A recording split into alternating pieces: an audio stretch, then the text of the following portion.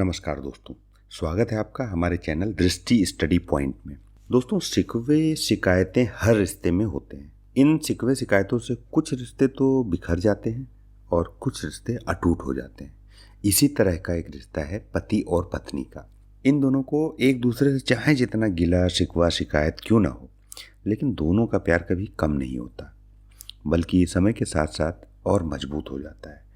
आइए सुनते हैं शिकवे शिकायतों से बुनी हुई एक कहानी, गिला। जीवन का एक बड़ा भाग इसी घर में गुजर गया, पर कभी आराम नसीब ना हुआ। मेरे पति संसार की दृष्टि में बड़े सज्जन, बड़े शिष्ट, बड़े उदार और सौम्य होंगे, लेकिन जिस पर गुजरती है वही जानता है। संसार को उन लोगों की प्रशंसा करने में बहुत आनंद आता है जो अपने घर को भाड़ में झोंके रहते हैं और गैरों के पीछे अपना सर्वनाश कर देते हैं। जो प्राणी घर वालों के लिए मरता है उसकी प्रशंसा नहीं करते हैं संसार वाले। वो तो उसकी दृष्टि में स्वार्थी है, कृपण है, संकीर्ण हृदय है, भ्रष्ट आचरण वाला है। इसी तरह जो लोग बाहर वालों के लिए मरते हैं उनकी प्रशंसा फिर घर वाले क्यों करने लगे। अब इन्हीं को देखो, सारे दिन मुझे जलाया करते हैं। मैं पर्दा तो करती नहीं, लेकिन सौदा लेने के लिए बाजार जाना बुरा लगता है। और इनका ये हाल है कि चीज़ मंगवाओ तो ऐसी दुकान से ले आएंगे जहाँ कोई ग्राहक भूल कर भी न जाता हो। ऐसी दुकान पे चीज़ अच्छी तो मिलती नहीं, न तौल ठीक होती है, न दाम उचित होते हैं। अब यही सब दोष ना होते तो वो दुकान बदनाम ही क्यों होती। पर इन्हें ऐसी गई बीती दुकानों से चीज़ें लाने का बहुत मज़ा आता है। बार बार कह दिया कि साहब चलती दुकान पे सौदा लाया करो, वहाँ माल अधिक खपता है इसलिए ताज़ा माल आता है। पर इनकी तो टूट पूंजियों से बनती है और वे इन्हें उल्टे छुरे से मोड़ देते हैं। गेहूँ लाए तो पूरे बाजार में जो सबसे खराब गेहूँ है वो लेके आए। घी लाएंगे तो आधा आएगा, तेल वो भी आधा, बालों में लगाने वाला तेल वो भी मिलावट वाला, बालों में डालो तो चिमट जाए। पर दाम दे आएंगे बिल्कुल शुद्ध आंवले का। किसी चलती हुई नामी दुकान पर जाते तो इन्हें डर लगता है, शायद ऊंची दुकान और फीके पकवान के कायल हैं। मेरा अनुभव तो ये है कि नीचे दुकान पर ही सड़े पकवान मिलते हैं। अब एक दिन की बात हो तो बर्दाश्त कर ली जाए, रोज रोज का टंटा नहीं सहा जाता। मैं पूछती हूँ, आखिर आप टुटपुंजियों की दुकान पर जाते ही क्यों हो? उनके पालन पोषण का ठेका तुमने लिया है क्या? तो आप फरमाते हैं, मुझे देखकर सबके सब मुझे बुलाने लगते हैं। भाई वाह, क्या कहना, कितनी दूर की बात कही है। जरा इन्हें बुला लिया और खुशामद के दो शब्द सुना दिए, स्तुति कर ली इनकी, बस मिजाज आसमान पे जा पहुंचा। फिर इनमें सुधि नहीं रहती कि ये कूड़ा करकट बांध रहा है या और कुछ। पूछती हूँ तुम उस रास्ते पे जाते ही क्यों हो? क्यों किसी दूसरे रास्ते से नहीं जाते? ऐसे उठाई गिरों को मुंह क्यों लगाते हो? इसका कोई जवाब नहीं, बस एक चुप 100 बौधाओं को हरा दो। एक बार एक गहना बनवाने को दिया तो मैं तो महाशय को जानती थी, इनसे कुछ भी पूछना व्यर्थ। अपने पहचान के एक सुनार को बुला रही थी, संयोग से आप भी सामने विराजमान थे। बोले, यह संप्रदाय विश्वास के योग्य नहीं है, आप धोखा खा जाओगी। मैं एक सुनार को जानता हूँ, मेरे साथ पड़ा हुआ है, बरसों साथ साथ खेले हैं, वह मेरे साथ चालाकी नहीं करेगा। मैंने भी समझा इनका मित्र है, वो भी बचपन का, तो कहाँ तक दोस्ती का हक नहीं निभाएगा। सोने का एक आभूषण और 100 रुपये इनके हवाले कर दिए। इस भले मानस ने वह आभूषण और रुपया न जाने किस बेईमान को दे दिया कि बरसों के झंझट के बाद चीज बनकर आई तो 8 आने तांबा और इतनी भद्दी कि देखकर घिन लगता था। बरसों की अभिलाषा धूल में मिल गई, रो पीट कर बैठी रही, क्या करती। ऐसे वफादार इनके मित्र हैं जिन्हें मित्र की गर्दन पर छुरी फेरने पर संकोच नहीं है। इनकी दोस्ती उन लोगों से है जो गिरहकट हैं, जो लफंगे हैं, जिनका उद्यम ही इन जैसे आंख के अंधों से दोस्ती गांठना है। नित्य ही एक न एक माह से उधार मांगने चले आते हैं और बिना लिए जाते नहीं। मगर ऐसा कभी ना हुआ कि किसी ने रुपए वापस भी किए हों हमें। आदमी एक बार धोखा खाकर सीखता है, 2 बार धोखा खा लेगा, किंतु यह भले मानस 1000 बार धोखा खाकर भी नहीं सीखता। जब कहती हूँ रुपए तो दे आए, अब मांगते क्यों नहीं, क्या मर गए हैं तुम्हारे दोस्त? तो बस बगले झाँकने लगते हैं। आपसे मित्रों को सूखा जवाब दिया ही नहीं जाता। खैर, सूखा जवाब मत दो, मैं भी नहीं कहती कि दोस्तों से बेमुरवती करो, मगर चिकनी चुपड़ी बातें तो बना सकते हो, बहाने कर लो। किसी मित्र ने रुपए मांगे और आपके सर पे बोझ आ गया कि इसको इनकार कैसे करें। आखिर लोग जान जाएंगे कि नहीं कि ये महाशय भी कुक्कल है, इनकी सोच ये है कि दुनिया इन्हें संपन्न समझती रहे, चाहे भले ही क्यों ना मेरे गहने गिरवी रखने पड़े। सच कहती हूँ, कभी कभी तो एक एक पैसे की तंगी हो जाती है और इन भले आदमी को रुपए जैसे घर में काटते हैं। जब तक सारे रुपए इधर उधर न कर लें इन्हें चैन ही नहीं आता। इनकी करतूत कहाँ तक गाऊं, मेरी तो नाक में दम आ गया है। एक ना एक मेहमान रोज यमराज की भांति सर पर सवार रहता है। न जाने कहाँ के बेफिक्रे इनके मित्र हैं, कोई कहीं से आकर मरता, कोई कहीं से। घर क्या है, अपाहिजों का अड्डा बना दिया है। जरा सा तो घर, मुश्किल से 2 पलंग हैं, ओढ़ना बिछौना भी फालतू नहीं है। मगर आप हैं कि मित्रों को निमंत्रण देने को तैयार रहते हैं। आप तो अतिथि के साथ लेटेंगे, इसलिए इन्हें चारपाई भी चाहिए, ओढ़ना बिछौना भी चाहिए, नहीं तो घर का पर्दा नहीं खुल जाएगा। गर्मियों में तो खैर कोई बात ही नहीं, लेकिन जाड़े में तो ईश्वर ही याद आते हैं। गर्मियों में भी खुली छत तो मेहमानों का अधिकार हो जाता है। अब मैं और मेरे बच्चे पिंजड़े में फड़फड़ाया करूं। इन्हें इतनी भी समझ नहीं कि जब घर की यह दशा है तो ऐसे में मेहमान क्यों बनाएं जिनके पास कपड़े लत्ते तक नहीं। ईश्वर की दया से इनके सभी मित्र इसी श्रेणी के हैं। एक भी ऐसा माई का लाल नहीं है जो समय पड़ने पर धेले से भी इनकी मदद कर दे। एक बार महाशय को इनका अत्यंत कटु अनुभव हो चुका है, मगर इस जड़ भरत ने जैसे आंखें न खोलने की कसम खा रखी है। ऐसे ही दरिद्र भट्टाचार्यों से इनकी पड़ती है। शहर में इतने लक्ष्मी के पुत्र हैं, पर आपका किसी से भी परिचय नहीं है। उनके पास जाते इनकी आत्मा दुखती है। दोस्ती गांठेंगे ऐसे से जिनके घर में खाने का ठिकाना ना हो। एक बार हमारा कहार छोड़कर चला गया। कई दिनों दूसरा कहार नहीं मिला। किसी चतुर और कुशल कहार की तलाश में थी मैं, किंतु आपको जल्द से जल्द कोई आदमी रख लेने की धुन सवार हो गई। घर के सारे काम पूर्ववत चल रहे थे, पर आपको मालूम हो रहा था कि गाड़ी रुकी हुई है। मेरा जूठे बर्तन मांजना और आपका साग भाजी के लिए बाजार जाना इनके लिए असहाय उठा। एक दिन जाने कहाँ से एक बांगड़ को पकड़ लाए। उसकी सूरत कह रही थी कि कोई जंगली है, मगर आपने उसका ऐसा बखान किया कि मैं क्या कहूँ। बड़ा होशियार है, बड़ा आज्ञाकारी है, बहुत ही मेहनती है, गजब का सलीकेदार है, बहुत ईमानदार है। खैर हार के मैंने उसको रख लिया। मैं पता नहीं क्यों बार बार इनकी बातों में आ जाती हूँ। इसका मुझे स्वयं आश्चर्य है। यह आदमी केवल रूप से आदमी था, आदमियत के और कोई लक्षण न थे उसमें। किसी काम की तमीज नहीं थी। बेईमान था, गधा था, अव्वल दर्जे का। बेईमान होता तो कम से कम इतनी तो तमीज होती कि खुद खा जाता। अभागा दुकानदारों के हाथ लुट के आ जाता था। 10 तक की गिनती उसे नहीं आती थी। 1 रुपया देकर बेचती तो शाम तक वो हिसाब नहीं दे पाता था मुझे। क्रोध पी कर रह जाती थी। रक्त खोलने लगता था कि दुष्ट के कान उखाड़ दूं, मगर इन महाशय को उससे कभी कुछ कहते नहीं देखा। डांटना तो बहुत दूर की बात है। आप नहा धोकर धोती छांट रहे हैं और वो दूर से तमाशा देख रहा है। मैं तो बच्चों का खून पी जाती, लेकिन इन्हें जरा भी गम नहीं है। जब मेरे डांटने पर धोती छांटने जाता भी था तो आप उसे समीप ना आने देते, बस उसके दोषों को गुड़ बनाकर दिखाया करते थे, और इस प्रयास में सफल ना होते तो दोषों पर पर्दा डाल देते। इस मूर्ख को झाड़ू लगाने की भी तमीज नहीं थी। मर्दाना कमरा ही तो सारे घर में ढंग का एक कमरा है, उसमें झाड़ू लगाता तो इधर की चीज उधर, ऊपर की नीचे, मानो कमरे में भूकंप आ गया हो। और धूल का यह हाल कि सांस लेना कठिन। लेकिन आप शांतिपूर्वक कमरे में बैठे हैं जैसे कुछ हुआ ही नहीं। एक दिन मैंने उसको खूब डांटा, कल से ठीक ठाक झाड़ू न लगाई तो कान पकड़ के निकाल दूंगी। सवेरे सोकर उठी, देखती हूँ कमरे में झाड़ू लगी हुई है। हर एक चीज बड़े करीने से रखी हुई, धूल गर्द गुबार का नाम भी नहीं। मैं बड़ी आश्चर्यचकित होकर देखने लगी तो आप हंसकर बोले, देखती क्या हो, आज घूरे ने बड़े सवेरे उठकर झाड़ू लगाई है। मैंने समझा दिया है, तुम ढंग से तो बताती नहीं, उसको डांटने लगती हो, इसलिए वो काम नहीं कर पाता है। मैंने समझा चलो खैर, दुष्ट ने कम से कम एक काम तो सलीके से किया, अब रोज कमरा मेरा साफ सुथरा मिलेगा। घूरे ने मेरी दृष्टि में विश्वास सा बना लिया। संयोग की बात है, एक दिन मैं सवेरे जल्दी उठी और कमरे में आई तो क्या देखती हूँ कि घूरे द्वार पे खड़ा है और आप तन मन से कमरे में झाड़ू लगा रहे हैं। मेरी आंखों में खून उतर आया। उनके हाथ से झाड़ू छीनी और घूरे के सर पे दे जमाई।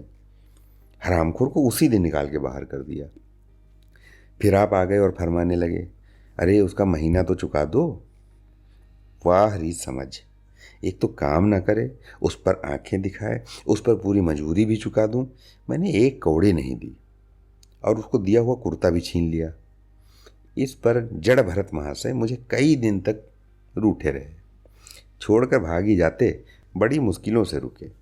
ऐसे ऐसे भोंदू भी संसार में पड़े हुए हैं, मैं ना होती तो शायद आप तक इन्हें कोई ना कोई बाजार में बेच चुका होता। एक दिन कामवाली ने उतरे कपड़ों का सवाल किया। इस बेकारी के ज़माने में फालतू कपड़े तो शायद पुलिस वालों या रईस के घर में ही होते होंगे, मेरे घर में तो ज़रूरी कपड़े भी नहीं हैं। आपका वस्त्रालय एक बकसिया में आ जाएगा। बकसिया मतलब छोटी अटैची, जो डाक के पार्सल से कहीं भेजा जा सकता है। इस साल जाड़ों के कपड़े बनवाने की नौबत भी नहीं आई, पैसे नज़र नहीं आते, कपड़े कहाँ से बने। मैंने उसको साफ साफ जवाब दे दिया, लेकिन कड़ाके का जाड़ा पड़ रहा था, इसका अनुभव मुझे था। गरीबों पर क्या बीत रही है ये भी मुझे ज्ञान था, लेकिन मेरे या आपके पास खेत के सिवा इसका कोई इलाज ही क्या है। जब तक समाज का यह संगठन रहेगा ऐसी शिकायतें पैदा होती रहेंगी। जब एक एक अमीर और रईस के पास एक एक मालगाड़ी कपड़ों से भरी हुई है, फिर निर्धनों को क्यों ना नग्नता का कष्ट उठाना पड़े। खैर, मैंने तो उसको जवाब दे दिया। आपने क्या किया कि अपना कोट उठाया और उसको भेंट कर दिया। मेरी देह में आग लग गई। इतनी दानशील नहीं हूं मैं कि दूसरों को खिलाकर आप सो रहूं। देवता के पास यही एक कोट था, आपको इसकी जरा भी चिंता ना हुई कि पहनोगे क्या। यश के लोभ ने जैसे बुद्धि हर ली है आपकी। काम वाली ने सलाम किया, दुआएं दी और उसने अपनी राह ली। आप भाई साहब कई दिनों ठिठुरते रहे, प्रातःकाल घूमने जाया करते तो बंद हो गया। ईश्वर ने उन्हें हृदय भी एक विचित्र प्रकार का दिया है। फटे पुराने कपड़े पहनते तो इनको शर्म ही नहीं आती, संकोच ही नहीं होता, और मैं तो मर जाऊं लाज के मारे। पर आपको जरा भी फिक्र नहीं, कोई हंसता है तो हंसे आपकी बला से। अंत में जब मुझसे नहीं देखा गया तो फिर मैंने ही इधर उधर से एक कोट बनवा के दिया। जी तो जलता था कि खूब सर्दी खाने दूँ, पर डर भी गई कि कहीं बीमार ना पड़ जाए। पड़ गए बीमार तो और बुरा हो जाएगा। आखिर काम तो उन्हीं को करना है। महाशय अपने दिल में समझते होंगे मैं कितना विनीत, कितना परोपकारी हूँ। शायद इन्हें इन बातों का गर्व हो। मैं इन्हें परोपकारी नहीं समझती, ना विनीत समझती हूँ। यह जड़ता है, सीधी सादी जड़ता।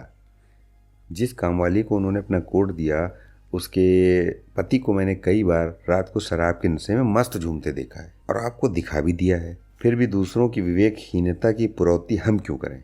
अगर आप विनीत और परोपकारी होते तो घर वालों के प्रति भी तो आपके मन में कुछ उदारता होती, या सारी उदारता बाहर वालों के लिए ही है। घर वालों को उसका अल्पांश भी न मिलना चाहिए। मेरी इतनी अवस्था बीत गई, इस भले आदमी ने कभी अपने हाथों से मुझे एक उपहार तक नहीं दिया है। यह मैं मानती हूँ कि बेचारे अपने लिए भी कुछ नहीं लाते, मैं जो कुछ मंगवा दूँ उसी पर संतुष्ट हो जाते हैं। मगर आखिर आदमी कभी कभी शौक की चीज़ें चाहता है। अन्य पुरुषों को देखती हूँ, स्त्री के लिए तरह तरह के गहने, भांति भांति के कपड़े, शौक श्रृंगार की वस्तुएं लाते रहते हैं। यहाँ इस व्यवहार का निषेध है। बच्चों के लिए भी मिठाइयाँ, खिलौने, बाजे शायद जीवन में एक बार भी न लाया हूँ, इसलिए मैं तो इन्हें कृपण कहूँगी, हृदय शून्य भी कहूँगी, उदार नहीं कह सकती। दूसरों के साथ इनका जो सेवा भाव है उसका कारण है इनका यश, लोभ और व्यवहारिक अज्ञानता। आपके विनय का यह हाल है कि जिस दफ्तर में आप नौकर हैं उसके किसी अधिकारी से आपका मेल जोल नहीं है। अफसरों को सलाम करना तो आपकी नीति के विरुद्ध है। और तो और कभी किसी अफसर के घर नहीं जाते। इसका खामियाजा आप न उठाएं तो कौन उठाएगा। औरों को रियायती छुट्टियां मिलती हैं, आपका वेतन कटता है। औरों की तरक्की होती है, आपको कोई पूछता भी नहीं है।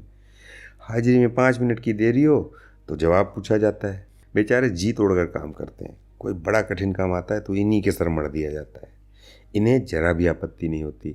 दफ्तर में इन्हें गिस्सू, पिस्सू आदि उपाधियाँ मिलती हैं, मगर इनके भाग्य में वही सूखी घास लिखी है। यह विनय नहीं है, स्वाधीन मनोवृत्ति भी नहीं है। मैं तो इसे समय चातुरी का अभाव कहती हूँ। आखिर कोई अफसर आपसे क्यों प्रसन्न हो? इसलिए कि आप बड़े मेहनती हैं। दुनिया का काम मुरव्वत और रवादारी से चलता है। अगर हम किसी से खींचे रहें तो कोई कारण नहीं कि वह भी हमसे खींचा रहेगा। जो अफसर को प्रसन्न रखने की चेष्टा करता है, जिसकी जात से अफसर का कोई व्यक्तिगत उपकार होता है, जिस पर वह विश्वास कर सकता है, उसका लिहाज वह स्वभावतः करता है। अफसर भी तो मनुष्य है। उसके हृदय में जो सम्मान और विशिष्टता की कामना है वह कहाँ पूरी हो। जब कर्मचारी ही उससे फिरंट रहे हैं तो क्या उसके अफसर उसे सलाम करने आएंगे? आपने जहाँ नौकरी की है वहाँ से निकाले गए, कभी किसी दफ्तर में 2-3 साल से ज़्यादा नहीं टिके, या तो अफसर से लड़ गए या कार्य छोड़ बैठे। आपको कुटुंब सेवा का दावा है। आपके कई भाई भतीजे होते हैं, वह कभी इनकी बात भी नहीं पूछते। आप बराबर उनका मुंह ताकते रहते हैं। इनके एक भाई साहब आजकल तहसीलदार हैं। घर की मिल्कियत उन्हीं की निगरानी में है। वह टाट से रहते हैं, मोटर रख लिए, कई नौकर चाकर हैं, मगर यहाँ भूले से भी पत्र नहीं लिखते। एक बार हमें रुपए की बड़ी तंगी हुई। मैंने कहा अपने भ्राता जी से क्यों नहीं मांग लेते। कहने लगे उन्हें क्यों चिंता में डालूं, उन्हें भी तो अपना खर्च है, कौन सी ऐसी बचत हो जाती होगी। जब मैंने बहुत मजबूर किया तो आपने पत्र लिखा। मालूम नहीं पत्र में क्या लिखा। पत्र लिखा है, मुझे चकमा दे दिया। रुपए ना आने थे ना आए। कई दिनों के बाद मैंने पूछा कुछ जवाब आया श्रीमान के भाई साहब के दरबार से। आपने रुष्ट होकर कहा अभी केवल 1 सप्ताह तो हुआ है खत पहुँचे, अभी क्या जवाब आ सकता है, 1 सप्ताह और गुजरने दो। लेकिन 1 सप्ताह गुजर गया, जवाब नहीं आया। अब आपका ये हाल है कि मुझे कुछ बातचीत करने का अवसर ही नहीं देते। इतने प्रसन्न चित्त नजर आते हैं कि क्या कहूँ। बाहर से आते हैं तो खुश खुश, कोई ना कोई शिगूफा लिए हुए। मेरी खुशामद भी खूब हो रही है, मेरे मैको वालों की प्रशंसा भी खूब हो रही है, मेरे गृह प्रबंध का बखान भी असाधारण रीति रिवाज से किया जा रहा है। मैं इस महाशय की चाल समझ रही थी। ये सारी बात केवल इसलिए थी कि श्रीमान के भाई साहब के विषय में कुछ ना पूछ बैठूं। सारे राजनीतिक, आर्थिक, सामाजिक, आचारिक प्रश्नों की मुझसे ही व्याख्या की जाती, इतने विस्तार के साथ कि विशेषज्ञ भी लोहा मान जाए, केवल इसलिए कि मुझे वह प्रसंग उठाने का अवसर न मिल जाए। लेकिन मैं भला कब चूकने वाली थी। जब पूरे 2 सप्ताह गुजर गए और बीमे के रुपए भेजने की तिथि आई, मैं मौत की तरह सिर पर सवार हो गई। तो मैंने पूछा क्या हुआ, तुम्हारे भाई साहब ने श्रीमुख से कुछ फरमाया या अभी तक पत्र ही नहीं पहुंचा। आखिर घर की जायदाद में हमारा भी कुछ हिस्सा है या नहीं, या हम किसी और की संतान हैं। 500 रुपये साल का नफा तो 10 साल पहले था, अब तो 1000 से कम ना होगा। पर हमें कभी एक कानी कौड़ी भी नहीं मिली। मोटे हिसाब से हमें 2000 रुपये मिलना चाहिए। 2000 ना हो, 1000 हो, 500 हो, 250, कुछ तो हो, तो बीमा के प्रीमियम भर तो सकें। तहसीलदार साहब की आमदनी हमारी आमदनी की चौगुनी है, रिश्वत भी लेते हैं, तो फिर हमारे रुपए क्यों नहीं देते। आप ही हाँ हाँ करने लगे। कहने लगे वह बेचारे घर की मरम्मत करवाते हैं, सभी का स्वागत सत्कार करते हैं, नातेदारियों में भेंट भेजते हैं, और कहाँ से लावें जो हमारे पास भेजें। वाह री बुद्धि, मानो जायदाद इसलिए होती कि उसकी कमाई उसी में खर्च हो जाए। इस भले आदमी को बहाने करने भी नहीं आते। मुझसे पूछते, मैं एक नहीं 1000 बता देती, एक से एक बढ़कर कह देते घर में आग लग गई, सब कुछ स्वाहा हो गया, चोरी हो गई, तिनका ना बचा, 10,000 का अनाज भरा था उसमें घाटा हो रहा है, या किसी से फौजदारी हो गई, उसमें दिवाला पिट गया। आपको सूझी भी तो लचर सी बात। तकदीर ठोक कर बैठ रही। पड़ोस की एक महिला से रुपए कज लिए, तब जाकर काम चला। फिर भी आप भाई भतीजों की तारीफों के पुल बांधते हैं।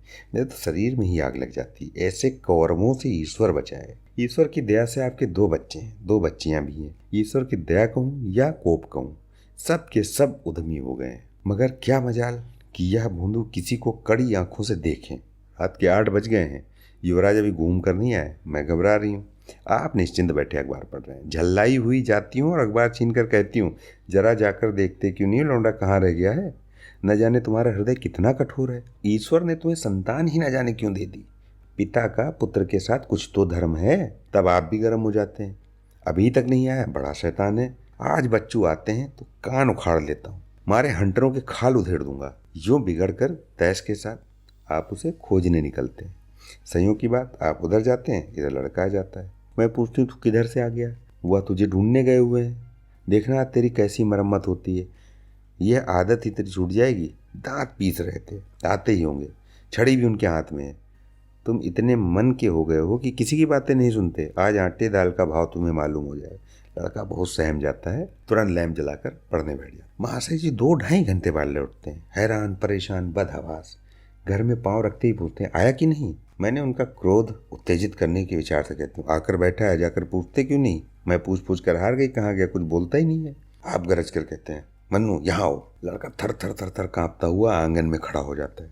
दोनों बच्चियां घर में छुप जाती कि कोई बहुत भयंकर कांड होने वाला है। छोटा बच्चा खिड़की से चूहे की तरह झांक रहा है। आप क्रोध से बौखलाए हुए हैं, हाथ में छड़ी तो है ही। मैं भी वह क्रोधोन्मत्त आकर देकर पछताने लगती हूँ, कहाँ से इनसे शिकायत कर दी मैंने। आप लड़के के पास जाते हैं, मगर छड़ी जमाने के वाले आहिस्ता से उसके कंधे पे हाथ रख के बनावटी क्रोध से कहते हैं, बेटा तुम कहाँ गए थे जी।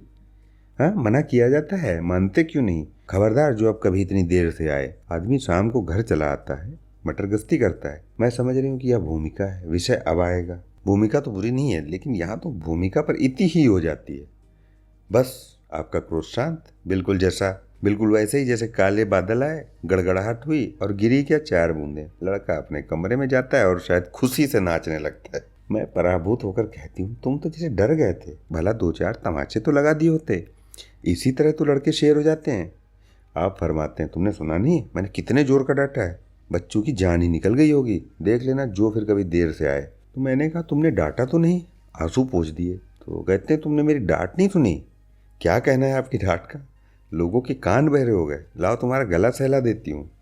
आपने एक नया सिद्धांत निकाला है कि दंड देने से लड़के खराब हो जाते हैं तथा उनके विचार से लड़कों को आज़ाद रहना चाहिए, उन पर किसी तरह का बंधन, शासन या दबाव नहीं होना चाहिए। आपके मत से शासन बालकों के मानसिक विकास में बाधक हो। इसी का यह फल है कि लड़के बेनकेल के ऊँट बने हुए हैं। कोई 1 मिनट भी किताब खोलकर नहीं बैठता। कभी गुल्ली डंडा, कभी गोलियां, कभी पतंग, यही सब होता है। श्रीमान भी लड़कों के साथ खेलते हैं। 40 साल की उम्र में लड़कपन। मेरे पिताजी के सामने मजाल थी कि कोई लड़का पतंग उड़ा ले या गुल्ली डंडा खेल सके। खून पी जाते। प्रातः काल से लड़कों को लेकर बैठ जाते और स्कूल से ज्यों ही लड़के आते फिर वो बैठा लेते। बस शाम के समय आधा घंटे की छुट्टी देते थे, रात को फिर जोत देते थे। यह नहीं कि आप तो अखबार पढ़ा करें और लड़के गली गली भटकते फिरें। कभी कभी आप सींग काट कर बछड़े बन जाते हैं, लड़कों के साथ ताश खेलने बैठ जाया करते हैं। ऐसे बाप का भला लड़कों पे क्या रोक हो सकता है? पिताजी के सामने मेरे भाई सीधे ताक भी नहीं सकते थे। उनकी आवाज़ सुनते तहलका मच जाता था। उन्होंने घर में कदम रखा और शांति का साम्राज्य हुआ। उनके सामने जाते लड़कों के प्राण सूख जाते थे। उनके शासन की यह बरकत है कि सभी लड़के अच्छे अच्छे पदों पर पहुंच गए हैं। हाँ, स्वास्थ्य किसी का अच्छा नहीं है, तो पिताजी का ही स्वास्थ्य कौन बड़ा अच्छा था। बेचारे हमेशा किसी न किसी औषधि का सेवन करते थे। और क्या कहूँ, एक दिन तो हद ही हो गई। श्रीमान जी लड़कों को पतंग उड़ाने की शिक्षा दे रहे थे। यूँ घुमाओ, यूँ गोता दो, यूँ खींचो, यूँ ढील दो, ऐसे तन मन से सिखा रहे थे मानो गुरु मंत्र दे रहे हो। उस दिन मैंने इनकी ऐसी खबर ली कि याद करते होंगे, तुम कौन होते हो मेरे बच्चों को बिगाड़ने वाले? तुम्हें घर से कोई मतलब हो या ना हो, लेकिन आप मेरे बच्चों को खराब ना कीजिए, बुरी बुरी आदतें ना सिखाइए। आप उन्हें सुधार नहीं सकते तो कम से कम बिगाड़िए मत। लोग बगल झांकने लगे। मैं चाहती हूँ एक बार ये भी गर्म पड़े तो अपना चंडी का रूप दिखाऊं, पर यह इतना जल्द दब जाते हैं कि मैं हार जाती हूँ। पिताजी किसी लड़के को मेले तमाशे न ले जाते थे। लड़का सिर पटक कर मर जाए मगर जरा भी नहीं पसीजते। और इन महात्मा जी का ये हाल है कि एक एक से पूछकर मेला ले जाते हैं। चलो वहाँ बड़ी बहार है, खूब आतिशबाजियाँ छूटेंगी, गुब्बारे उड़ेंगे, विलायती चरखियाँ हैं, उन पर मज़े से बैठना। और तो और आप लड़कों को हॉकी खेलने से भी नहीं रोकते। यह अंग्रेजी खेल भी कितना जानलेवा होता है। क्रिकेट, फुटबॉल, हॉकी, एक से एक घातक। गेंद लग जाए तो जान लेकर ही छोड़े। पर आपको इन सभी खेलों से प्रेम है। कोई लड़का मैच में जीत कर आता है तो ऐसे फूले उठते हैं मानो किला जीत कर आया हो। आपको इसकी जरा भी परवाह नहीं कि चोट चपेट आ गई तो क्या होगा, हाथ पैर टूट गए तो बेचारे की जिंदगी कैसे पार लगेगी। पिछले साल कन्या का विवाह था। आपको जिद थी कि दहेज के नाम पर कानी कौड़ी भी ना देंगे, चाहे कन्या आजीवन कुंवारी बैठी रहे। यहाँ भी आपका आदर्शवाद आकूदा। समाज के नेताओं का छल प्रपंच आए दिन देखते रहते हैं, फिर भी आपकी आंखें नहीं खुलती। जब तक समाज की यह व्यवस्था कायम है और युवती कन्या का अविवाहित रहना निंदास्पद है, तब तक यह प्रथा मिटने को नहीं है। 2-4 ऐसे व्यक्ति भले ही निकल आवे जो दहेज के लिए हाथ ना फैलाएं, लेकिन इसका परिस्थिति पर कोई असर नहीं पड़ता और कुप्रथा ज्यों की त्यों बनी हुई है। पैसों की तो कमी नहीं है, दहेज की बुराइयों पर लेक्चर दे सकते हैं, लेकिन मिलते हुए दहेज को छोड़ना मैंने आज तक नहीं देखा। जब लड़कों को लड़कियों की तरह शिक्षा और जीविका की सुविधाएं निकल आएंगी तो यह प्रथा भी विदा हो जाएगी। उसके पहले संभव नहीं है। मैंने जहाँ जहाँ संदेश भेजा, दहेज का प्रश्न उठ खड़ा हुआ और आपने प्रत्येक अवसर पर टांग अड़ाई। अब इस तरह पूरा साल गुजर गया और कन्या को 17वां लग गया, तो मैंने एक जगह बात पक्की कर ली। आपने भी स्वीकार कर लिया क्योंकि वर पक्ष ने लेन देन का प्रश्न नहीं उठाया। हालांकि उन लोगों को पूरा विश्वास था कि अच्छी रकम मिलेगी और मैंने भी तय कर लिया था, यथाशक्ति जो होगा वो करूंगी। विवाह के सकुशल होने में कोई संदेह नहीं था, लेकिन इन महाशय के मेरी एक न चली। यह प्रथा खराब है, यह रस्म निरर्थक है, यह रुपए की क्या जरूरत, यह गीतों का क्या काम। नाक में दम था। यह क्यों, वह क्यों, यह तो साफ दहेज है। तुमने मेरे मुंह में कालिख लगा दी, मेरी आबरू मिटा दी। जरा सोचिए इस परिस्थिति को कि बारात द्वार पर खड़ी हुई है और यहाँ बात बात पर शास्त्रार्थ हो रहा है। विवाह का मुहूर्त आधी रात के बाद था। प्रथा अनुसार व्रत रखा, किंतु आपकी टोका टाकी कि व्रत की कोई जरूरत नहीं है। जब लड़के के माता पिता व्रत नहीं रखते, जब तक लड़का व्रत नहीं रखता तो कन्या पक्ष वाले व्रत क्यों रखें? मैं और सारा खानदान मना करता रहा, लेकिन आपने नाश्ता किया, भोजन किया। खैर, कन्यादान का मुहूर्त है। आप सदैव से इस प्रथा के विरोधी हैं। आप इसे निषिद्ध समझते हैं। कन्या क्या दान की वस्तु है? दान रुपए पैसे जगह जमीन का हो सकता है, लेकिन कन्या का नहीं हो सकता। पशुदान भी होता है, लेकिन लड़की का दान नहीं हो सकता। एक लचर सी बात है। कितना समझाती हूँ, पुरानी प्रथाएं वेद काल से होती चली आ रही है। शास्त्रों में इसकी व्यवस्था है, संबंधी समझा रहे हैं, पंडित समझा रहे हैं, पर आप हैं कि कान पर जूं नहीं रेंगती। हाथ जोड़ती हूँ, पैर पड़ती हूँ, गिड़गिड़ाती हूँ, लेकिन मंडप के नीचे ना गए। और मजा यह है कि आप ही ने अनर्थ किया और आप ही मुझसे रूठ गए। विवाह के पश्चात महीनों भर बोलचाल ना रही, लेकिन झक मारकर मुझको ही मनाना पड़ा। किंतु सबसे बड़ी विडंबना यह है कि इन सारे दुर्गुणों के होते हुए भी मैं इनसे एक दिन भी पृथक नहीं रही। एक क्षण का वियोग नहीं सह सकती। इन सारे दोषों पर भी मुझे इनसे प्रगाढ़ प्रेम है। इनमें ये कौन सा गुण है जिस पर मैं मुग्ध हूँ, मैं खुद नहीं जानती। पर इनमें कोई बात ऐसी है जो मुझे इनकी चेली बनाए हुए है। वह जरा मामूली सी देर से घर में आते हैं तो प्राण निकलने लगते हैं। आज यदि विधाता इनके बदले मुझे कोई विद्या और बुद्धि का पुतला, रूप और धन का देवता भी दे दे तो मैं उसकी आंख उठाकर ना देखूं।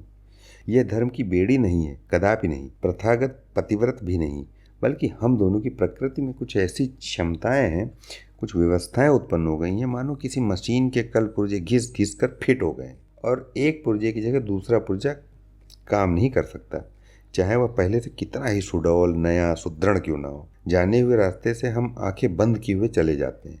उसकी ऊंच नीच, मोड़ घुमाव सब हमारी आंखों में समाये हुए हैं। अनजान रास्ते पे चलना कितना कष्टप्रद होगा। शायद आज मैं इनके दोषों को गुणों से बदलने पर भी तैयार नहीं होंगी। थैंक यू दोस्तों।